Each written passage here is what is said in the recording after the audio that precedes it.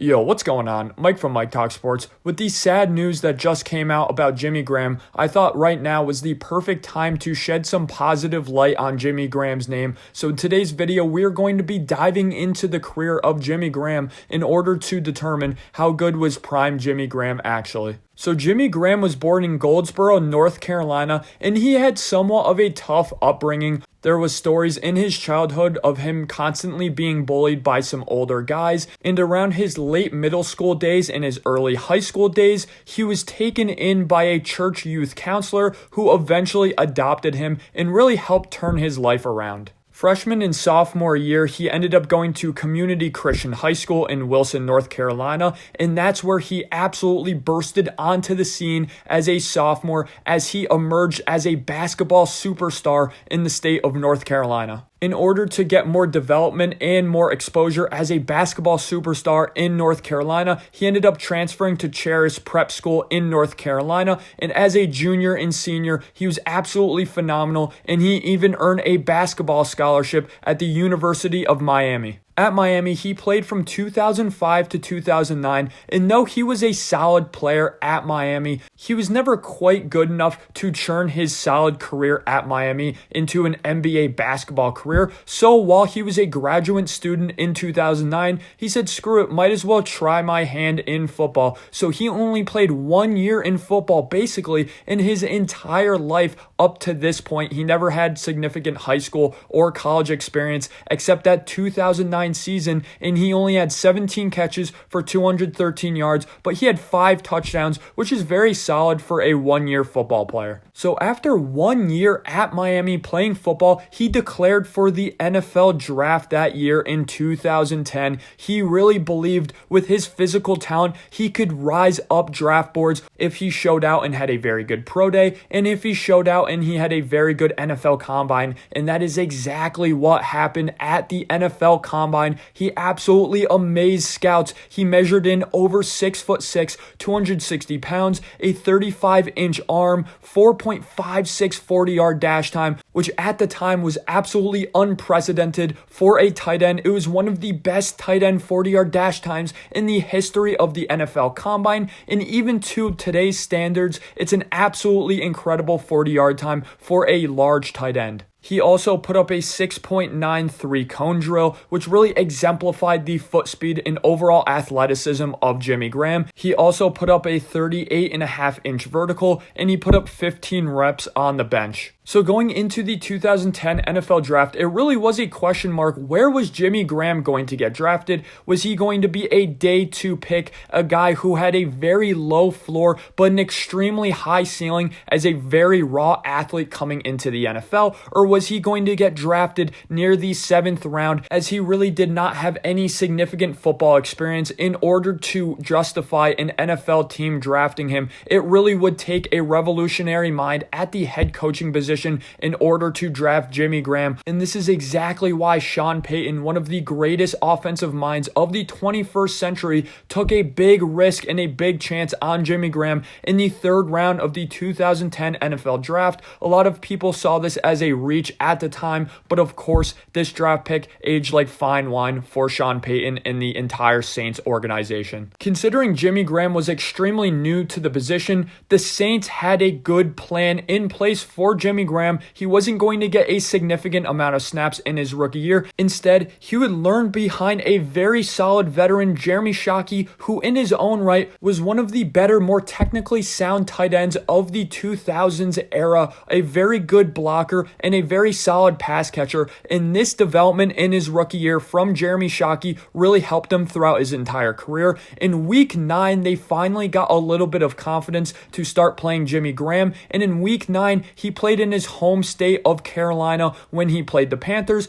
and he caught his first touchdown reception of his entire career, a really nice 19-yard catch from Drew Brees. And he even had a really nice 2-touchdown game in his rookie season in Week 15 against the Baltimore Ravens. So going into his sophomore campaign in 2011, internally in the Saints organization, there was a significant amount of confidence that him and superstar quarterback Drew Brees would absolutely go off in his second year. And of course, this is exactly what happened. Jimmy Graham in 2011 is one of the best tight end seasons we've ever seen in the history of the National Football League. He put up 99 catches for 1,310 yards and 11 touchdowns. He became the first tight end in Saints history with over 1,000 yards, and at the time, he was the franchise leader for catches in a single season, and he also tied Marquise Colston and Joe Horn at the time for touchdowns in a single season by a New Orleans Saint. To cap off this incredible season, he ended up breaking Kellen Winslow's NFL all-time record for tight ends for yards, but sadly, this record was broken again a couple of hours later by none other than Rob Gronkowski. Nonetheless, this was an absolute incredible season by Jimmy Graham, one of the best tight end seasons in NFL history, and this incredible season ended up getting him Pro Bowl honors and second team All-Pro honors. And really the only reason Rob Gronkowski was considered better is because he was a significantly better blocker. Make no mistake about it, at this time, Jimmy Graham and Rob Gronkowski were viewed as equals in terms of the receiving game. And in his first playoffs ever, he absolutely showed out. In the divisional round, the Saints lost a heartbreaker to the 49ers, but Jimmy Graham really was the best Saint in this game as he put up 103 yards and 2 touchdowns. Before the 2012 season, for the 2011 season, he was even honored as the 14th ranked player in the entire National Football League on the NFL Top 100 list. So going into the 2012 season, there was of course a significant amount of hype for Jimmy Graham. Now, this season didn't exactly live up to expectations.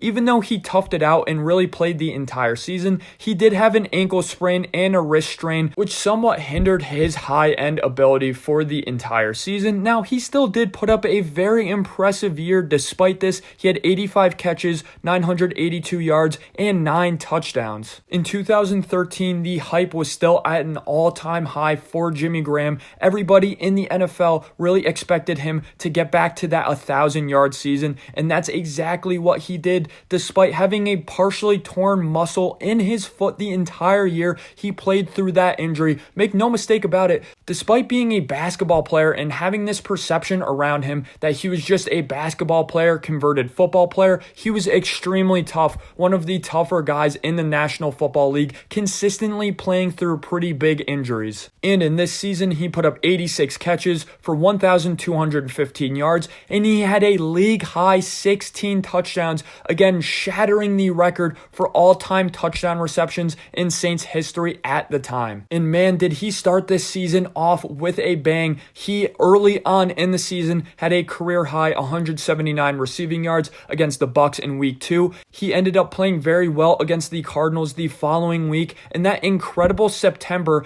ended up having him as the offensive player of the month for the AFC, and he became the first tight end in Saints history to garner NFC Player of the Month honors. Also, in this season, he tied the record for most amount of 100-yard games by a tight end in a row with 4. And this really was arguably Jimmy Graham's most iconic season, as in the second Falcons game, he became famous for his touchdown celebration. He had done it somewhat throughout his career, but he really became notorious for that classic touchdown celebration of him having that slam dunk on the goalpost. In this game, he actually bent the goalpost, and the NFL got very mad, and in the offseason, they actually banned that exact same celebration that Jimmy Graham made so famous, and he said, "I don't care," because in the following season, in the preseason, he became the first player in NFL history to be fined because of that same celebration. All in all, though, this was an incredible season for Jimmy Graham. Again, arguably his most iconic.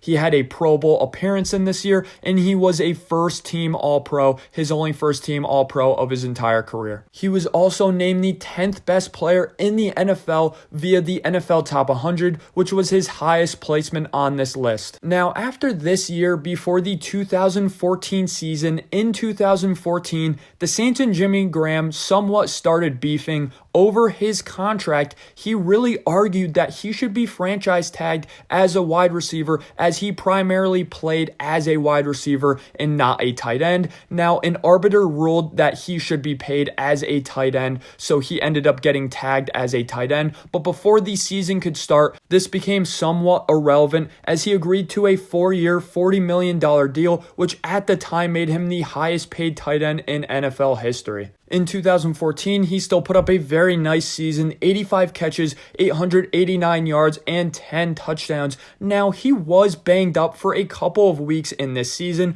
which really explains that lack of an 1,000-yard season. He had a pretty bad shoulder sprain, and though he really did fight through this injury, it somewhat hindered him in some appearances in this season. At this time for the New Orleans Saints, they'd really ended that Super Bowl window. Of course, they won the Super Bowl a couple years prior to this, and at this point, I think the Saints organization kind of realized, hey, we need to start to retool around our veteran quarterback Drew Brees so we can make one more run at it in the late 2010s. So at the end of this season, in an attempt to get younger, not only that, but free up some cap space, they ended up trading Jimmy Graham to the Seattle Seahawks. They ended up trading him for center Max Unger, who is very good in his own right, and they traded him for a first-round pick. At the time, this was perceived to be a very nice trade package for the New Orleans Saints, but at the end of the day, in hindsight, in my opinion, the Saints lost this trade as Max Unger really did not play all that much for the Saints, and that first round pick ended up being Stephon Anthony, who is an inside linebacker who is an absolute bust. People perceive his time with the Seattle Seahawks as a time of a sharp decline in his play, but this really necessarily was not the case.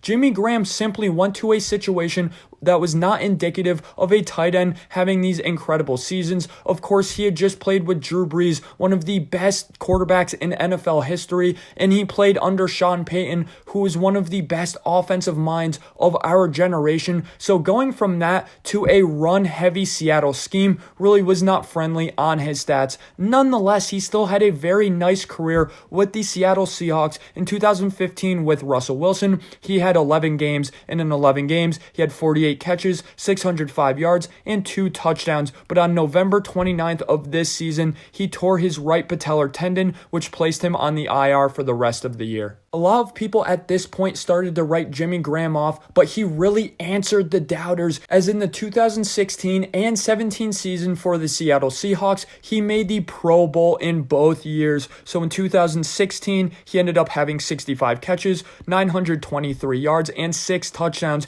A very nice bounce back year for Jimmy Graham. And then in 2017, he had 57 catches, 520 yards, and 10 touchdowns. Again, in this season, he made his 5th Pro Bowl, and this was his last Pro Bowl appearance of his entire career. And in this season, he actually set a Seattle Seahawks record for amount of reception touchdowns by a tight end, and that is a record that still holds today. And in 2017, he actually made his last appearance on the NFL Top 100 list, as he placed 89th on this list this year, which in my opinion is very impressive for a later career Jimmy Graham to still be considered a top 100 player in the NFL. The physical talent absolutely was still there from Jimmy Graham. Again, the situation just was not necessarily indicative of putting up these incredible seasons, but still 10 touchdowns out of a tight end is very impressive. His big contract at this point just came to an end, so at the end of this season, before the 2018 season, he signed a 3-year, $30 million deal with the Green Bay Packers. Now, he did enter a very crowded tight end room with guys such as Mercedes Lewis and Robert Tonyan, so he wasn't the primary number 1 target